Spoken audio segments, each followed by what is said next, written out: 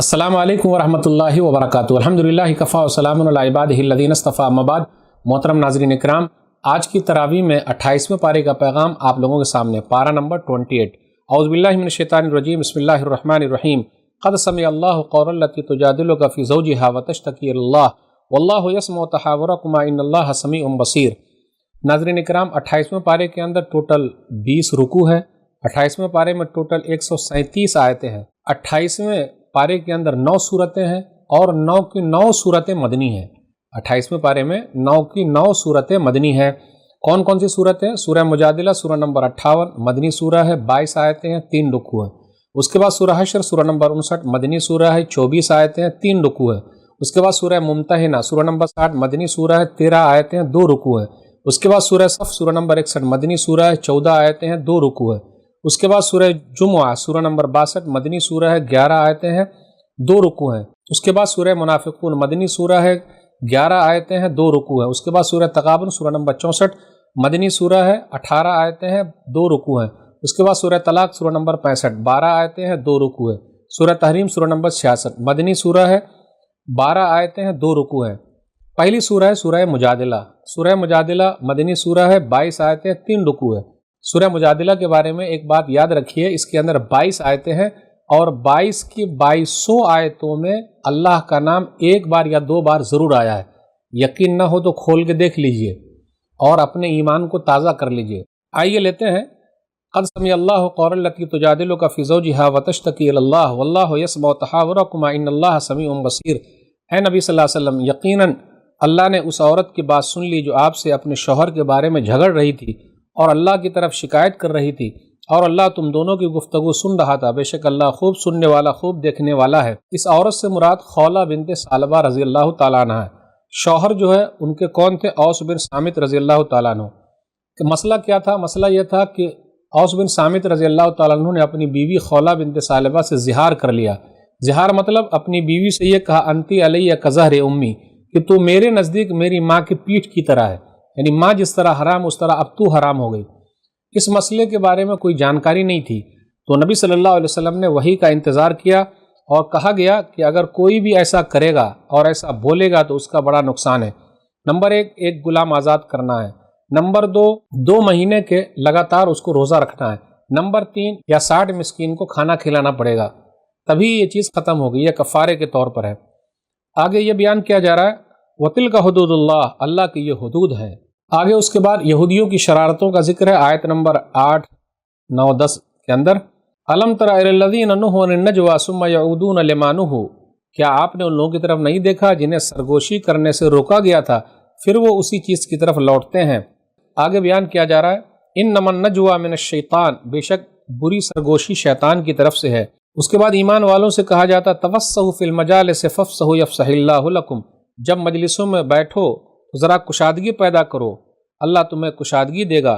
ایمان والوں کا اور علم والوں کا درجہ بہت بلند ہے۔ یرفع اللہ الذین آمنوا منکم والذین اوتوا العلم درجات، آیت نمبر 11۔ جو ایمان لائے اور علم دیے گئے ان کے درجے جو ہے بہت بلند ہے۔ اس کے بعد منافقوں کا تذکرہ ہے، ما ہم منکم ولا منہم، کیا آپ نے ان لوگوں کی طرف نہیں دیکھا جنہوں نے اس قوم سے دوستی کی جن پر اللہ کا غضب ہوا، نہ وہ تم میں سے ہیں اور نہ ان میں سے ہیں۔ وَيَحْلِفُونَ عَلَى الْكَذِبِ وَهُمْ يَعْلَمُونَ، اور وہ جھوٹ پر قسمیں کھاتے ہیں حالانکہ وہ جانتے ہیں۔ اس کے بعد یہ بیان کیا جا رہا ہے، اللہ کے عذاب سے نہ تو ان کے مال ان کے کچھ کام آئیں گے نہ ان کی اولاد، یہی لوگ جہنمی ہیں اور یہ لوگ شیطان کے گروہ ہیں۔ اولئک حزب الشیطان الا ان حزب الشیطان هم الخاسرون، خبردار یقیناً شیطان کا گروہ خسارہ پانے والا ہے۔ اب اس کے بعد اللہ نے کہا، کتب اللہ لاغلبن انا ورسلی ان اللہ قوی عزیز، اللہ نے لکھ دیا کہ میں اور میرے رسول ضرور غالب آئیں گے، بے شک اللہ بڑی قوت والا نہایت غالب ہے۔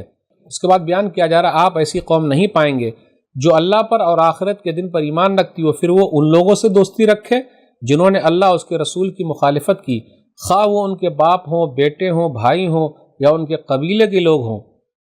یہ وہ لوگ ہیں جن کے دلوں میں اللہ نے ایمان لکھ دیا ہے اور اپنی طرف سے ایک نور کے ساتھ انہیں قوت دی ہے، اور ان لوگوں کو جنت میں داخل کرے گا جس کے نیچے نہریں بہتی ہیں۔ اولئک حزب اللہ، یہ لوگ اللہ کے گروہ ہیں۔ الا ان حزب اللہ هم المفلحون، یہی گروہ کامیاب ہونے والے ہیں۔ تو یہ ایمان والوں کا اور صحابہ کرام کا تذکرہ ہے۔ اب اس کے بعد سورہ حشر مدنی سورہ ہے، 24 آیتیں، 3 رکوع ہیں۔ سبح للہ ما فی السماوات وما فی الارض وهو العزیز الحکیم، جو کچھ آسمان و زمین میں سب اللہ کی تسبیح بیان کر رہی، وہ نہایت غالب خوب حکمت والا ہے۔ اس کے بعد یہودیوں کے ایک قبیلے بنو نذیر کا ذکر ہے۔ یہ ان کی پہلی جلا وطنی اس لیے کیونکہ پہلی بار انہیں مدینہ سے نکالا گیا، پھر وہ خیبر میں جا کر مقیم ہو گئے۔ اس کے بعد عمر رضی اللہ تعالیٰ عنہ کے زمانے میں ان کو خیبر سے بھی نکال دیا گیا تھا اور ان کی یہ دوسری جلا وطنی تھی۔ تو انہی لوگوں کا ذکر ہے، ما ظننتم ان یخرجوا وظنوا انہم مانعتہم حصونہم من اللہ، تم نے یہ بھی گمان نہیں کیا تھا کہ وہ نکلیں گے اور انہوں نے سمجھا تھا کہ بے شک ان کے قلعے ان کو اللہ کے عذاب سے بچا لیں گے۔ فآتاہم اللہ من حیث لم یحتسبوا وقذف فی قلوبہم الرعب یخربون بیوتہم بایدیہم، پھر ان پر اللہ کا عذاب ایسی جگہ سے آیا جہاں سے انہوں نے گمان نہیں کیا تھا، اور ان کے دلوں میں اللہ نے رعب ڈال دیا، وہ اپنے گھروں کو اپنے ہی ہاتھوں اجاڑ رہے تھے اور مومنوں کے ہاتھوں بھی۔ تو اے آنکھ والو تم عبرت پکڑو۔ مدینہ کے اندر یہودیوں کے 3 قبیلے آباد تھے، بنو نذیر، بنو قریظہ، بنو قینقاع۔ تو یہاں بنو نذیر کا ذکر ہے کہ ان کو مدینہ سے خیبر کی طرف بھیج دیا گیا۔ اب آگے یہ بیان کیا جا رہا مال جو ہے لوگوں میں تقسیم ہو، صرف مالداروں کے پاس ہی نہ رہے، کَیْ لَا یَکُونَ دُولَةً بَیْنَ الْأَغْنِیَاءِ مِنْکُمْ، آیت نمبر 7 میں، تاکہ وہ مال تمہارے دولت مندوں کے درمیان ہی گردش نہ کرے۔ اب غور کرتے ہوئے چلے، مال میں سے ہر ایک کو ملنا چاہیے، لیکن دیکھ لیجیے ابھی پوری دنیا میں چند ہی لوگ کے پاس مال جمع ہے، مالدار ہوتا جا رہا ہے اور غریب ترین ہوتا جا رہا ہے۔ وما آتاکم الرسول فخذوہ وما نہاکم عنہ فانتہوا واتقوا اللہ ان اللہ شدید العقاب، آیت نمبر 7 میں ہے، رسول جو دیں اس کو لے لو، جس سے منع کرے اسے رک جاؤ، اللہ سے ڈرو، بے شک اللہ تعالیٰ سخت پکڑ کرنے والا ہے۔ اس کے بعد مہاجرین کا تذکرہ ہے، انصاریوں کا تذکرہ ہے۔ انصاریوں کا تذکرہ کرتے ہوئے اللہ نے کہا وَيُؤْثِرُونَ عَلَىٰ أَنفُسِهِمْ وَلَوْ كَانَ بِهِمْ خَصَاصَةٌ، انصار صحابہ جو تھے مدینہ کے اندر کہ وہ اپنے آپ پر ترجیح دیتے ہیں دوسروں کو جبکہ خود ہی اس کے وہ محتاج ہیں۔ پھر آگے بیان کیا جا رہا کہ ایمان والے جو ہیں وہ دعا کرتے ہیں ربنا اغفر لنا ولاخواننا الذین سبقونا بالایمان ولا تجعل فی قلوبنا غلا للذین آمنوا ربنا انک رؤوف رحیم۔ یہ بہترین آیت ہے دل کی صفائی کے لیے، حسد اور جلن سب کو ختم کرنے کے لیے۔ اے ہمارے رب ہمیں اور ہمارے ان بھائیوں کو بخش دے جنہوں نے ایمان لانے میں ہم سے پہل کی، اور ہمارے دلوں میں ایمان والوں کے لیے کوئی کینہ نہ رکھ۔ اے ہمارے رب یقیناً تو بڑا شفقت کرنے والا، بڑا مہربان ہے۔ اس کے بعد منافقوں کا ذکر ہے کہ وہ یہودیوں سے کہتے تھے لئن اخرجتم لنخرجن معکم، اگر تم کو نکالا گیا تو ہم بھی تمہارے ساتھ نکلیں گے، اور اگر تم سے قتال کیا گیا تو ہم تمہاری مدد کریں گے، لیکن جب ان کو نکالا گیا تو ان کے ساتھ نکلے ہی نہیں۔ اس کے بعد بیان کیا جا رہا ہے تحسبهم جميعا وقلوبهم شتى، آیت نمبر 14 میں ہے آپ ان کو اکٹھے سمجھتے ہیں جبکہ ان کے دل جدا جدا ہیں۔ اس کے بعد ایمان والوں سے کہا جاتا ہے آیت نمبر 18 میں یا ایھا الذین آمنوا اتقوا اللہ ولتنظر نفس ما قدمت لغد واتقوا اللہ ان اللہ خبیر بما تعملون، اے ایمان والو اللہ سے ڈرو اور ہر شخص کو دیکھنا چاہیے کہ اس نے کل کے لیے کیا بھیجا ہے، اور تم اللہ سے ڈرو بے شک اللہ اس سے خوب خبردار ہے جو تم عمل کرتے ہو۔ پھر آگے بیان کیا جا رہا ہے کیا جہنمی اور جنتی برابر ہیں؟ اصحاب الجنت هم الفائزون، جنتی لوگ کامیاب ہونے والے ہیں۔ اس کے بعد قرآن کریم کے بارے میں ہے لو انزلنا هذا القرآن على جبل لرأيته خاشعا متصدعا من خشية الله وتلك الامثال نضربها للناس لعلهم يتفكرون، اگر ہم یہ قرآن کسی پہاڑ پر نازل کرتے تو آپ اسے دیکھتے کہ وہ اللہ کے ڈر سے جھک جاتا یا پھٹ جاتا، اور یہ مثالیں ہم لوگوں کے لیے بیان کرتے ہیں تاکہ لوگ غور و فکر کریں۔ اور اس کے بعد اخیر کی جو 3 آیتیں 22، 23، 24 سورہ حشر سورہ نمبر 59 میں یہ اللہ کے بارے میں ہے، اللہ کے اسماء کا ذکر ہے، اللہ کے ناموں کا ذکر ہے۔ وہی اللہ معبود برحق ہے، عالم الغیب والشہادہ، جو پوشیدہ اور ظاہر ہر چیز کا جاننے والا، هو الرحمن الرحیم، وہی رحمان ہے وہی رحیم ہے۔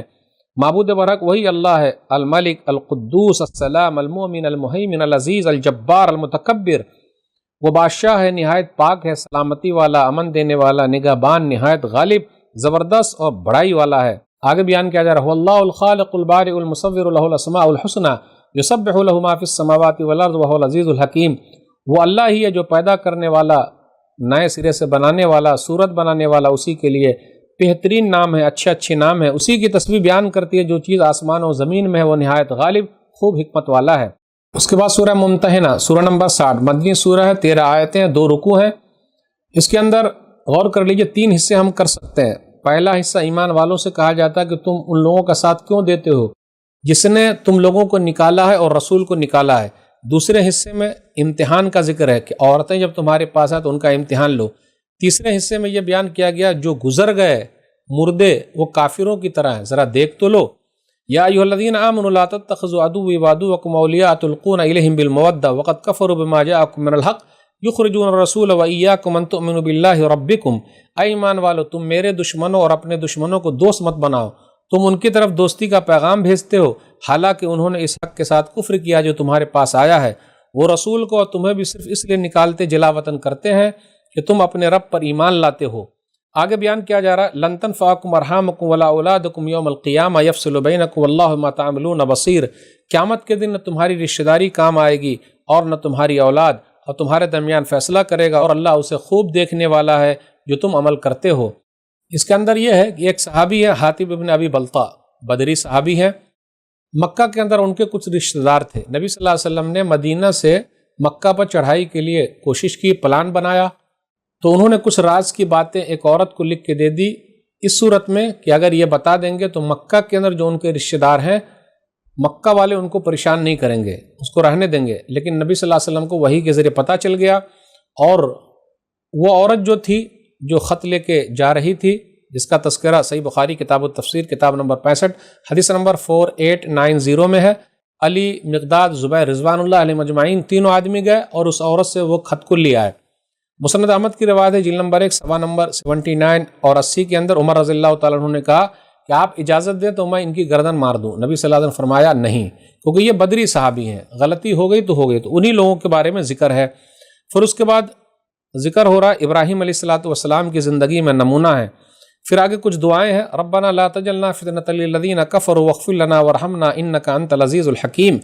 آیت نمبر 5 میں ہے، اے ہمارے رب تو ہمیں کافروں کے لیے فتنہ نہ بنا اور ہمیں بخش دے، اے ہمارے رب بے شک تو نہایت غالب خوب حکمت والا ہے۔ آگے بیان کیا جا رہا ہے کہ کن سے نہیں لڑنا ہے۔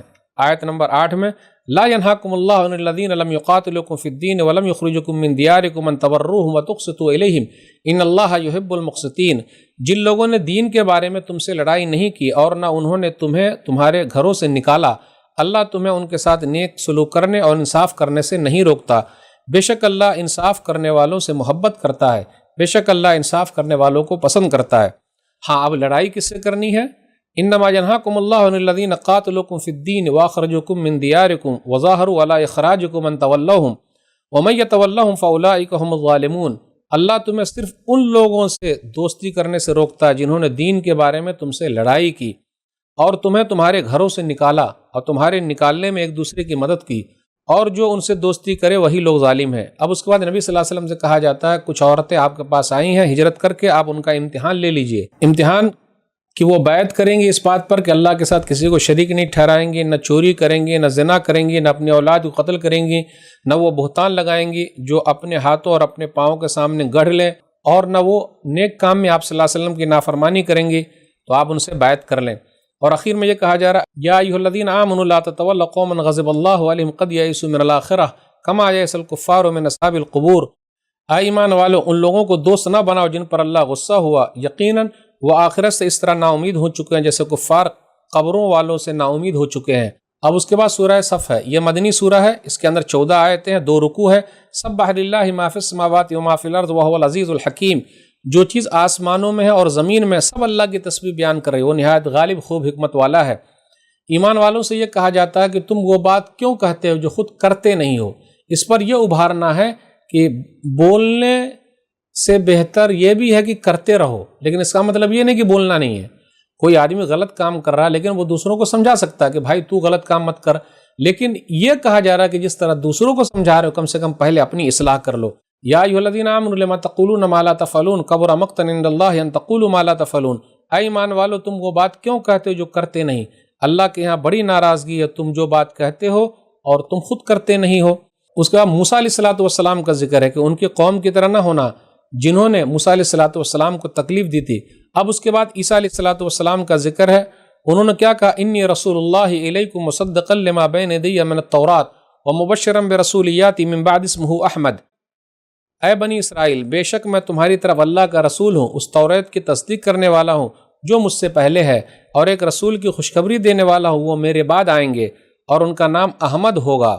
آیت نمبر 8 اور 9 پر غور کیجئے، یریدون لیطفئوا نور اللہ بافواہہم واللہ متم نورہ ولو کرہ الکافرون هو الذی ارسل رسولہ بالہدی ودین الحق لیظہرہ علی الدین کلہ ولو کرہ المشرکون۔ وہ چاہتے ہیں کہ اللہ کے نور کو یعنی دین اسلام کو اپنے منہوں سے بجھا دیں، جبکہ اللہ اپنا نور پورا کر کے رہے گا گرچہ کافر لوگ ناپسند کریں۔ وہی ہے جس نے اپنے رسول کو ہدایت اور دین حق کے ساتھ بھیجا ہے تاکہ تمام دین پر اسے غالب کر دے گرچہ مشرک ناپسند ہی کریں۔ ہم ایمان والوں سے کہا جاتا ہے بہترین تجارت کیا ہے، یعنی اللہ پر ایمان لاؤ، رسول پر ایمان لاؤ، اللہ کے راستے میں جہاد کرو۔ پھر اسی طرح کہا جا رہا ہے کہ اللہ تعالیٰ تمہارے گناہوں کو معاف فرمائیں گے اور جنت میں داخل کریں گے۔ پھر اسی طرح آگے بیان کیا جا رہا ہے ایمان والو اللہ کے مددگار بن جاؤ، یا ایھا الذین آمنوا کونوا انصار اللہ۔ جس طریقے سے عیسیٰ بن مریم نے کہا حواری لوگوں سے من انصاری الی اللہ، اللہ کی راہ میں میرا مددگار کون ہے؟ حواریوں نے کہا نحن انصار اللہ، ہم اللہ کے مددگار ہیں۔ اس کا ذکر ہے۔ اب اس کے بعد سورہ جمعہ، یہ بھی مدنی سورہ، 11 آیتیں، 2 رکوع ہے۔ یسبح للہ ما فی السماوات وما فی الارض الملک القدوس العزیز الحکیم۔ جو چیز آسمان اور زمین میں اللہ کی تسبیح بیان کرتی ہے، وہ بادشاہ ہے، بہت پاک ہے، نہایت غالب و خوب حکمت والا ہے۔ نبی صلی اللہ علیہ وسلم کے بارے میں کہ امی لوگوں میں نبی صلی اللہ علیہ وسلم کو بھیجا جو کتاب کی تلاوت کرتے ہیں، ان کا تزکیہ کرتے ہیں، کتاب اور حکمت کی باتیں انہیں سمجھاتے ہیں۔ وَإِن كَانُوا مِن قَبْلُ لَفِي ضَلَالٍ مُبِينٍ، جبکہ اس سے پہلے لوگ کھلی ہوئی گمراہی میں تھے۔ پھر اس کے بعد یہودیوں کا تذکرہ ہے کہ توریت ان کو دیا گیا تو گویا کہ گدھے کی طرح ہو گئے، پیٹھ پر بوجھ لدا ہوا ہے، یعنی اس کے اندر کیا ہے تو سمجھ میں نہیں آتا۔ اس کے بعد یہودیوں کو مباہلے کی دعوت دی جا رہی ہے کہ اگر تم سمجھتے ہو کہ حق پر ہو، اللہ کے محبوب ہو، فَتَمَنَّوُا الْمَوْتَ إِن كُنتُمْ صَادِقِينَ، تم اگر سچے ہو تو موت کی تمنا کرو۔ موت سے بھاگ کر کہاں جاؤ گے؟ موت تو آ کے رہے گی، فَإِنَّهُ مُلَاقِيكُمْ، تم کو پکڑ کے رہے گی۔ سورہ جمعہ کے دوسرے رکوع میں کہا گیا یا ایھا الذین آمنوا اذا نودی للصلاۃ من یوم الجمعہ فاسعوا الی ذکر اللہ وذروا البیع ذلکم خیر لکم ان کنتم تعلمون۔ اے ایمان والو، جب جمعہ کے دن نماز کے لیے اذان دی جائے تو اللہ کے ذکر کی طرف دوڑ پڑو۔ اب دیکھیں یہاں اللہ کے ذکر کے لیے دوڑنا ہے، لیکن ہم اور آپ آج کل پیسے کے لیے زیادہ بھاگ رہے ہیں، اور خرید و فروخت چھوڑ دو، یہی تمہارے لیے بہتر ہے۔ سورہ جمعہ کی فضیلت یہ ہے، صحیح مسلم کتاب الجمعہ حدیث نمبر 877، ابو ہریرہ رضی اللہ تعالیٰ عنہ بیان فرماتے ہیں کہ نبی صلی اللہ علیہ وسلم جمعہ کی نماز میں سورہ جمعہ اور سورہ منافقین کی تلاوت کرتے تھے۔ فَإِذَا قُضِيَتِ الصَّلَاةُ فَانتَشِرُوا فِي الْأَرْضِ وَابْتَغُوا مِن فَضْلِ اللَّهِ وَاذْكُرُوا اللَّهَ كَثِيرًا لَعَلَّكُمْ تُفْلِحُونَ۔ جب نماز پوری ہو جائے تو زمین میں پھیل جاؤ اور اللہ کا فضل تلاش کرو اور اللہ کو بہت زیادہ یاد کرو تاکہ تم کامیاب ہو جاؤ۔ اب اس کے بعد سورہ منافقون ہے، اس کے اندر 11 آیتیں ہیں، 2 رکوع ہیں۔ اذا جاءك المنافقون قالوا نشهد انك لرسول الله والله يعلم انك لرسوله والله يشهد ان المنافقين لكاذبون۔ جب یہ منافق آپ کے پاس آتے تو کہتے کہ ہم شہادت دیتے ہیں یقیناً آپ اللہ کے رسول ہیں، اور اللہ جانتا کہ بے شک آپ اللہ کے رسول ہیں، اور اللہ گواہی دیتا کہ بے شک منافق جھوٹے ہیں۔ منافقوں کے بارے میں اللہ نے یہ کہا وَإِذَا رَأَيْتَهُمْ تُعْجِبُكَ أَجْسَامُهُمْ وَإِن يَقُولُوا تَسْمَعْ لِقَوْلِهِمْ كَأَنَّهُمْ خُشُبٌ مُّسَنَّدَةٌ يَحْسَبُونَ كُلَّ صَيْحَةٍ عَلَيْهِمْ هُمُ الْعَدُوُّ فَاحْذَرْهُمْ قاتلہم اللہ انا یفکون۔ اور جب آپ ان کو دیکھتے ہیں تو آپ کو ان کے جسم اچھے لگتے ہیں، اور اگر وہ کہیں تو آپ ان کی بات پر کان لگائیں، گویا کہ وہ لکڑیاں ہیں ٹیک لگائی ہوئی، وہ ہر زوردار آواز کو اپنے خلاف ہی سمجھتے ہیں۔ منافقین کی نشانی کیا ہے؟ یحسبون کل صیحۃ علیہم، ہر زوردار آواز کو اپنے خلاف ہی سمجھتے ہیں۔ وہ آپ کے دشمن ہیں، لہٰذا ان سے بچیں، اللہ ان کو ہلاک کرے، وہ کہاں پھیرے جاتے ہیں۔ آپ ان کے لیے استغفار کریں نہ کریں، اللہ نہیں معاف کرے گا۔ یہ لوگ ہیں وہ کہتے ہیں دیکھو جو نبی صلی اللہ علیہ وسلم کے پاس ہے ان پر مال خرچ مت کرو، ان کو پتہ ہونا چاہیے وَلِلَّهِ خَزَائِنُ السَّمَاوَاتِ وَالْأَرْضِ وَلَٰكِنَّ الْمُنَافِقِينَ لَا يَعْلَمُونَ۔ آیت نمبر 7 میں ہے کہ آسمان و زمین کے خزانے اللہ ہی کے لیے، لیکن منافق لوگ نہیں سمجھتے۔ يَقُولُونَ لَئِن رَّجَعْنَا إِلَى الْمَدِينَةِ لَيُخْرِجَنَّ الْأَعَزُّ مِنْهَا الْأَذَلَّ وَلِلَّهِ الْعِزَّةُ وَلِرَسُولِهِ وَلِلْمُؤْمِنِينَ وَلَٰكِنَّ الْمُنَافِقِينَ لَا يَعْلَمُونَ۔ آیت نمبر 8 میں ہے کہ منافقین نے بھی دھمکی دی نکالنے کی۔ منافقوں کا سردار عبداللہ بن ابی بن سلول نے کہا کہ ابھی ہم مدینہ پہنچیں گے تو وہاں جتنے لوگ مہاجر آئے ہیں سب کو ہم نکال دیں گے۔ وہ کہتے ہیں اگر ہم مدینہ واپس لوٹے تو عزت والے ذلیل ترین لوگوں کو وہاں سے ضرور نکال دیں گے، حالانکہ عزت تو اللہ کے لیے ہے اور اس کے رسول کے لیے اور مومنوں کے لیے ہے، لیکن منافق لوگ نہیں جانتے۔ پھر اس کے بعد کہا جا رہا ہے ایمان والو تمہارے مال تمہاری اولاد اللہ سے غافل نہ کر دے۔ یا ایھا الذین آمنوا لا تلھکم اموالکم ولا اولادکم عن ذکر اللہ ومن یفعل ذلک فاولئک هم الخاسرون۔ جو کوئی ایسا کرے گا وہ گھاٹا پانے والے میں سے۔ پھر آگے کہا جا رہا مال خرچ کرو قبل اس کے کہ موت آ جائے۔ تو جب موت آ جاتی تو آدمی کہتا ہے کہ ہم کو مہلت مل جائے، فَأَصَّدَّقَ وَأَكُن مِّنَ الصَّالِحِينَ، تاکہ میں صدقہ کر لوں اور نیک لوگوں میں سے ہو جاؤں۔ ہرگز کسی کو مہلت نہیں ملے گی۔ اب اس کے بعد سورہ تغابن، ہار جیت کا دن، مدنی سورہ ہے، 18 آیتیں ہیں، 2 رکوع ہیں۔ یسبح للہ ما فی السماوات و ما فی الارض لہ الملک و لہ الحمد وہو علی کل شیء قدیر۔ جو چیز بھی آسمان اور زمین میں اللہ کی تسبیح بیان کرتی ہے اسی کے لیے بادشاہت ہے، اسی کے لیے تمام تعریف ہے، وہ ہر چیز پر قادر ہے۔ هو الذی خلقکم فمنکم کافر ومنکم مؤمن، وہی ہے جس نے تم کو پیدا کیا، پھر تم میں سے کوئی کافر ہے کوئی مومن ہے۔ واللہ بما تعملون بصیر، اور اللہ وہ سب کچھ دیکھ رہا ہے جو تم کرتے ہو۔ آگے بیان کیا جا رہا ہے اللہ تعالیٰ نے تمہاری صورتیں بنائی، بہترین صورت بنائی ہے۔ اس کے بعد یہ بیان کیا جا رہا ہے لوگ کہتے ہیں کیسے اٹھائے جائیں گے؟ اللہ نے کہا آپ کہہ دیجئے میرے رب کی قسم، آیت نمبر 7 میں، ضرور اٹھائے جاؤ گے۔ زعم الذین کفروا ان لن یبعثوا قل بلی وربی لتبعثن ثم لتنبؤن بما عملتم وذلک علی اللہ یسیر۔ کافروں نے یہ دعویٰ کیا کہ وہ مرنے کے بعد دوبارہ ہرگز نہیں اٹھائے جائیں گے۔ کہہ دیجئے کیوں نہیں، میرے رب کی قسم تم ضرور اٹھائے جاؤ گے، پھر ضرور تمہیں اس کی خبر دی جائے گی جو تم نے دنیا کے اندر کیا ہے، اور یہ اللہ پر بہت آسان ہے۔ آیت نمبر 8 بغور کیجئے، فآمنوا باللہ ورسولہ والنور الذی انزلنا واللہ بما تعملون خبیر۔ چنانچہ تم اللہ پر اور اس کے رسول پر اور اس نور پر، تو یہاں نور سے مراد قرآن کریم ہے، ایمان لاؤ، کیونکہ اس سے پہلے رسول کا نام تو ہی رسول پر ایمان لاؤ، تو پتہ یہ چلا نور جہاں جہاں بھی قرآن میں آیا اس سے مراد قرآن کریم ہے، کیونکہ یہاں رسول کا نام آ چکا، یہی آیت دلیل ہے۔ سورہ تغابن سورہ نمبر 64 آیت نمبر 8، اور اس نور پر ایمان لاؤ جو ہم نے نازل کیا، اور اس سے خوب خبردار ہے جو تم عمل کرتے ہو۔ اب اس کے بعد کہا جاتا ہے جس دن وہ تمہیں جمع ہونے کے بعد اکٹھا کرے گا وہ ہار جیت کا دن ہوگا، ذالک یوم التغابن۔ ایمان والے جیت جائیں گے، دوسرے لوگ ہار جائیں گے۔ ان لوگوں کے لیے جنت ہے جو ایمان والے ہیں، جو کافر لوگ ان لوگوں کے لیے جہنم ہے۔ ما اصاب من مصیبت الا باذن اللہ، آیت نمبر 11، جو بھی مصیبت پہنچتی ہے وہ اللہ کے حکم سے ہے۔ نبی صلی اللہ علیہ وسلم سے کہا جا رہا ہے آپ کا کام پیغام پہنچا دینا ہے۔ اس کے بعد آیت نمبر 14 اور 15 پر غور کیجئے، یا ایھا الذین آمنوا ان من ازواجکم واولادکم عدوا لکم فاحذروہم وان تعفوا وتصفحوا وتغفروا فان اللہ غفور رحیم۔ اے ایمان والو، بے شک تمہاری بیویاں اور تمہاری اولاد میں سے بعض تمہارے دشمن ہیں، لہٰذا ان سے محتاط رہو۔ اگر تم معاف کر دو اور درگزر کر دو اور بخش دو تو بے شک اللہ بڑا بخشنے والا نہایت رحم کرنے والا ہے۔ انما اموالکم واولادکم فتنہ واللہ عندہ اجر عظیم، تمہارے مال تمہاری اولاد آزمائش ہیں اور اللہ ہی کے پاس بہت بڑا اجر ہے۔ فاتقوا اللہ ما استطعتم، جتنی طاقت ہے اللہ سے ڈرتے رہو۔ پھر آگے کہا اگر تم اللہ تعالیٰ کو قرض حسنہ دو گے تو تمہارا ہی فائدہ ہے۔ آگے سورہ طلاق ہے، یہ مدنی سورہ، اس کے اندر 12 آیتیں، 2 رکوع ہیں۔ یا ایھا النبی اذا طلقتم النساء فطلقوہن لعدتہن واحصوا العدہ، اے نبی صلی اللہ علیہ وسلم مسلمانوں سے آپ کہیے جب تم عورتوں کو طلاق دو تو ان کی عدت کے شروع میں طلاق دو اور عدت کو شمار کرو۔ واحصوا العدہ، عدت کو شمار کرو۔ تو پتہ یہ چلا کئی مہینے میں دینے کا ذکر ہے، وہ 3 مہینے کا، اس لیے تو کہا جا رہا ہے شمار کرو، یاد کرو، فوراً ختم مت کر دو۔ آگے کہا جا رہا ہے لا تدری لعل اللہ یحدث بعد ذلک امرا، آپ نہیں جانتے شاید اس طلاق کے بعد کوئی نئی بات اللہ پیدا کر دے۔ ومن یتق اللہ یجعل لہ مخرجا، آیت نمبر 2 میں، جو اللہ سے ڈرے گا اللہ اس کے لیے مشکلات سے نکلنے کا راستہ آسان کر دے گا۔ ویرزقہ من حیث لا یحتسب، آیت نمبر 3 میں ہے، وہاں سے اللہ روزی دے گا جہاں سے اسے گمان بھی نہیں ہے۔ ومن یتوکل علی اللہ فہو حسبہ، جو اللہ پر بھروسہ کرے گا اللہ اس کے لیے کافی ہے۔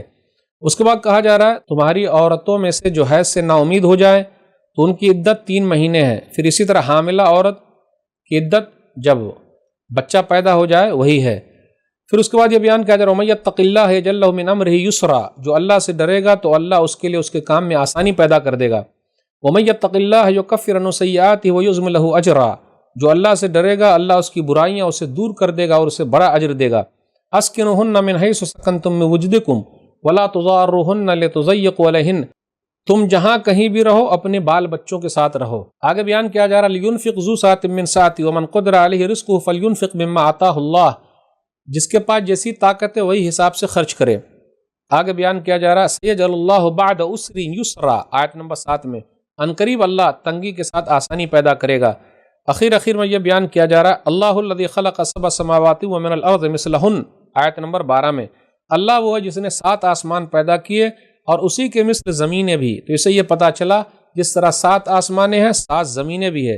بخاری شریف کے اندر ایک روایت اس کے لیے آئی ہے، حدیث نمبر 2453۔ اب 28ویں پارے کی آخری سورہ ہے سورہ تحریم، یہ مدنی سورہ ہے، اس کے اندر 12 آیتیں ہیں، 2 رکوع ہیں۔ یا ایھا النبی لما تحرم ما احل اللہ لک تبتغی مرضات ازواجک واللہ غفور رحیم، اے نبی صلی اللہ علیہ وسلم آپ حلال چیز کو حرام ٹھہرانے والے ہوتے کون ہیں؟ کیا اس لیے کہ آپ اپنی بیویوں کی رضامندی چاہتے ہیں؟ اور اللہ بڑا بخشنے والا نہایت رحم کرنے والا ہے۔ نبی صلی اللہ علیہ وسلم کی بیویوں میں سے عائشہ رضی اللہ تعالیٰ عنہ اور حفصہ رضی اللہ تعالیٰ عنہ نے آپس میں مشورہ کیا کہ نبی صلی اللہ علیہ وسلم جب آئیں گے تو کہیں گے کہ آپ کے منہ سے مغافیر کی بدبو آ رہی ہے، بو آ رہی ہے۔ تو اس طرح نبی صلی اللہ علیہ وسلم بیوی کے پاس پہنچے تو انہوں نے ایسا ہی کہا، تو نبی صلی اللہ علیہ وسلم نے فرمایا کہ آئندہ میں اب شہد نہیں پیوں گا، جبکہ نبی صلی اللہ علیہ وسلم نے دوسری بیوی کے پاس شہد پیا تھا۔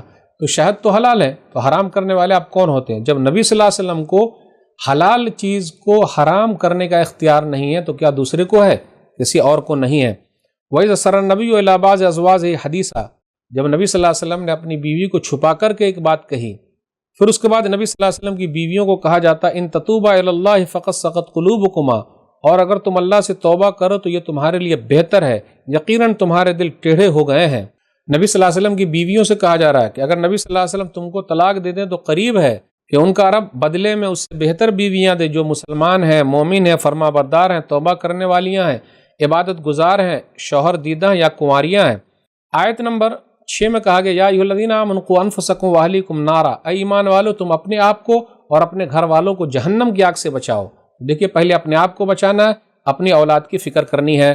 اس کے بعد یا ایھا الذین کفروا لا تعتذروا اليوم انما تجزون ما کنتم تعملون، آیت نمبر 7 ہے۔ اے کافرو تم عذر پیش نہ کرو، تمہیں صرف اسی کا بدلہ دیا جائے گا جو تم کیا کرتے تھے۔ پورے قرآن مجید میں یہی ایک ایسی آیت ہے شاید کہ جس کے اندر یہ کہا گیا اے کافرو، جبکہ اس سے پہلے کیا تھا اے لوگو، اے ایمان والو، لیکن یہاں کیا اے کافرو، بہت کم ہے، شاید ہی یہی ایک آیت ہے۔ اس کے بعد کہا جا رہا ہے اے ایمان والو یا ایھا الذین آمنوا توبوا الی اللہ توبۃ نصوحا، سچی اور خالص توبہ کرو، اللہ تعالیٰ تمہارے گناہوں کو معاف فرمائے گا، درگزر کر دے گا، جنت میں داخل کرے گا۔ وہاں کیا ہوگا؟ مومنوں کا نور آگے آگے بھاگتا ہوگا۔ ربنا اتمم لنا نورنا واغفر لنا انک علی کل شیء قدیر، اے ہمارے رب ہمارے لیے ہمارا نور پورا کر دے، ہمیں بخش دے، بے شک تو ہر چیز پر قادر ہے۔ اب اس کے بعد مثال دی جا رہی ہے، 3 طریقے کی مثالیں آئے گی۔ ایک مثال تو یہ ہے کافروں کے لیے نوح علیہ السلام کی بیوی اور لوط علیہ السلام کی بیوی، کانتا تحت عبدین من عبادنا صالحین فخانتاہما فلم یغنیا عنہما من اللہ شیء وقیل ادخلا النار مع الداخلین۔ اب ہم 28ویں پارے کے اخیر میں چل رہے ہیں کہ وہ دونوں ہمارے 2 نیک بندوں کے نکاح میں تھی، پھر ان دونوں عورتوں نے ان کی خیانت کی، مطلب یہ ہے اپنے شوہروں کی نافرمانی ہو گئی، کافروں کے ساتھ چلی گئی، ایمان والی نہیں ہوئی، یہ خیانت کا مطلب ہے۔ تو ان دونوں نیک بندوں نے اللہ کے عذاب سے انہیں فائدہ نہ دیا۔ اب دیکھیے نوح علیہ السلام اپنی بیوی کے کام نہیں آئیں گے، لوط علیہ السلام اپنی بیوی کے کام نہیں آئیں گے۔ پتہ یہ چلا بندہ نیک کیوں نہ ہو، گھر کے اندر بھی بڑے مسئلے ہیں، اس لیے گھر والی کو سمجھانا آسان نہیں ہے، اور جس کو اچھی گھر والی ملی ہوئی اللہ کا شکر ادا کرے۔ کل قیامت کے دن کہا جائے گا دوزخ میں داخل ہونے والے کے ساتھ تم دونوں بھی داخل ہو جاؤ، یعنی ان دونوں عورتوں سے کہا جائے گا جو نوح علیہ السلام کی بیوی ہے اور لوط علیہ السلام کی بیوی۔ تو کافروں کے لیے یہ 2 عورتیں مثال ہے۔ اب ایمان والوں کے لیے کون سی عورتیں مثال ہیں؟ ایمان والوں کے لیے مثال ہے نبی صلی اللہ علیہ وسلم کی بیویوں سے بھی کہا جاتا ہے، ایمان والوں کے لیے فرعون کی بیوی آسیہ ایمان والی عورت مثال ہے۔ پھر اسی طرح عیسیٰ علیہ السلام کی ماں مثال ہے۔ مومنوں کے لیے مثال اللہ نے بیان کی، فرعون کی بیوی دعا کی اس نے رب ابن لی عندک بیتا فی الجنہ ونجنی من فرعون وعملہ ونجنی من القوم الظالمین، اے میرے رب میرے لیے اپنے پاس جنت میں ایک گھر بنا اور مجھے فرعون اور اس کے عمل سے نجات دے اور مجھے ظالم قوم سے نجات دے۔ فرعون کی بیوی کا نام آسیہ تھا۔ دنیا کی 4 پختہ عورتوں میں سے، آئیڈیل عورتوں میں سے ایک فرعون کی بیوی آسیہ بھی ہیں۔ اس کے بعد کہا جا رہا ہے وَمَرْيَمَ ابْنَتَ عِمْرَانَ الَّتِي أَحْسَنَتْ فَرْجَهَا فَنَفَخْنَا فِيهِ مِنْ رُوحِنَا وَصَدَّقَتْ بِكَلِمَاتِ رَبِّهَا وَكُتُبِهِ وَكَانَتْ مِنَ الْقَانِتِينَ، اور مریم بنت عمران کی مثال دی گئی جس نے اپنی شرمگاہ کی حفاظت کی تو ہم نے اس میں اپنی روح پھونک دی، اور اس نے اپنے رب کی باتوں اور اس کی کتابوں کی تصدیق کی اور وہ فرما برداروں میں سے تھی۔ تو یہاں عیسیٰ علیہ السلام کی ماں کا ذکر ہے، یہ بھی دنیا کی 4 آئیڈیل عورتوں میں سے ہے۔ پتہ یہ چلا مومنہ عورتوں کے لیے مثال فرعون کی بیوی آسیہ ایمان والی عورت ہے، پھر اسی طرح عیسیٰ علیہ السلام کی ماں مریم بنت عمران ہے، یہ آئیڈیل ہے۔ ایسی عورتوں کو آئیڈیل بنانی چاہیے۔ تو یہ 28ویں پارے میں چند باتیں تھیں۔ اللہ سے دعا ہے اللہ تعالی ہم لوگ قرآن کریم کو پڑھنے، سمجھنے، عمل کرنے اور لوگوں تک پہنچانے کی توفیق دے، آمین۔ والسلام علیکم ورحمۃ اللہ وبرکاتہ۔ آپ اپنی زکوٰۃ، صدقات اور عطیات دیے گئے اکاؤنٹ نمبر یا QR کوڈ سکین کے ذریعے یا پھر گوگل پے کے ذریعے بھی بھیج سکتے ہیں۔ مزید جانکاری کے لیے دیے گئے نمبر پر رابطہ قائم کریں۔ سپورٹ البر۔